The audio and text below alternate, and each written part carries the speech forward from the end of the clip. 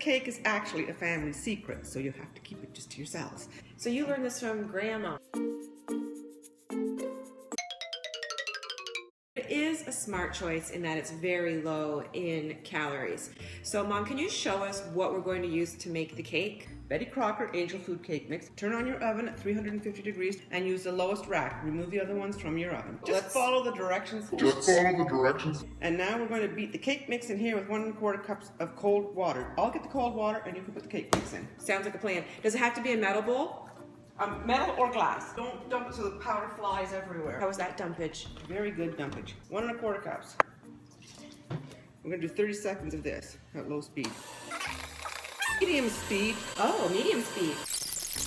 See how much work is involved in this? Now Mom's going to pour this stuff into a fluted pan. Can you see it? Can you see it? Can you see it now? So we're going to do 37 to 47 minutes. Do not underbake. The top will get all crusty and dark looking. Don't be scared because you cut the uneven part off. And actually, that's the part that Sarah's daddy loves the most. And to be married for 44 years happily, you just give him the right parts. Ta-da! This is our cake. You immediately turn it upside down and invert it on, I'm using a mug, and then you let it cool. Why did you have to do that? Because we don't want it to collapse inside the pan, so we turn it upside down and let it cool. And when it's completely cool, we will take it out and then do the rest of the job. You have to work your way around the outside of the pan with a serrated knife. Ta-da! I'm going to invert it. Use my serrated knife to go under this edge. Oh, perfecto. Look at that, will you? Before I even make all my icing, I do want to cut the cake in half. What? Yeah, because we put icing in the middle, too. When you cut an angel food cake, always use a serrated knife. Look at how lovely that is. I don't know if you can see that in the camera. There's one little piece here that probably needs to be taken off and eaten. You're fasted. You're fasted. We're going to use 2 envelopes of Dream Whip to do the icing. With the Dream Whip, we also follow the instructions, but I don't ever use the vanilla. I just use the milk and only skim milk.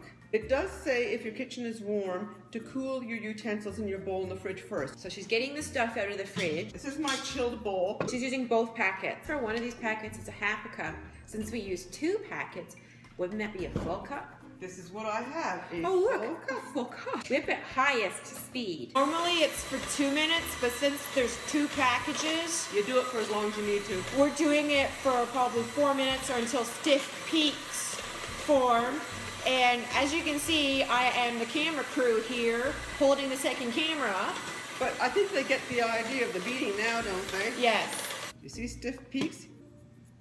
The kids can't lick the beaters yet. So for the mocha flavor, I just use any instant coffee. And it's calorie free, obviously. 2 heaping tablespoons. And you mix that back into the whole kit and caboodle.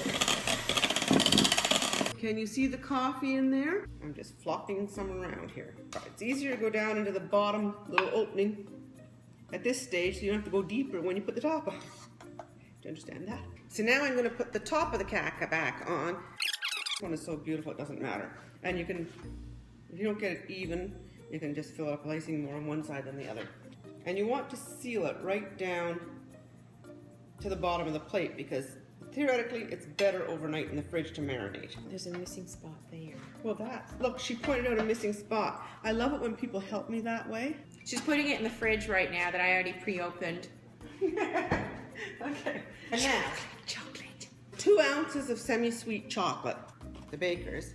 That 4 of those pieces equals 1 ounce. 8 pieces of the chocolate to give me 2 ounces. And what you do is you melt this in the microwave for about, not quite a minute. Then we're going to drizzle out over the cake. But what's that? This is my thing I've done over the years. I heard somewhere, maybe 4 decades ago, that if you add a little bit of butter when you're melting chocolate, it all works better. So I just always throw in about a teaspoon of butter. You don't have to. Make sure my chocolate's on top of the butter because you don't want to burn the butter. And I'm going to put it in the microwave for a minute, but I'm going to watch it. It looks like it's probably not quite melted. But when I stir it around, I will stir it and stir it. See how that butter makes the stirring easier? Plated it. There she is. Okay, now what I'm going to do is drizzle. Oh, this all around. What you're going to do is you're going to swirl just a little bit here and there. You get the idea of my swirling?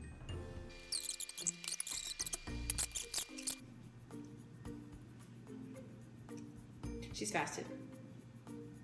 Wouldn't it be funny if it flopped onto the counter? Okay. Look, we can show it there. Ooh. And then you can do it there. Ooh. Okay, let's get them really up close. Yeah. Really up close. Thank you, Mom, for sharing the family secret birthday cake recipe with everybody. I did my nails. I'm actually quite concerned because they're blue and silver, and I think it looks like I'm gonna trap all my fingernails in the car door. See, I'm using a serrated knife again. See my nails? Okay.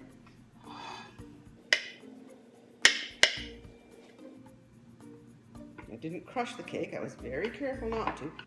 Oh, I didn't want to do that. I want, oh. Don't let it flop on the rug when you're going to Dad.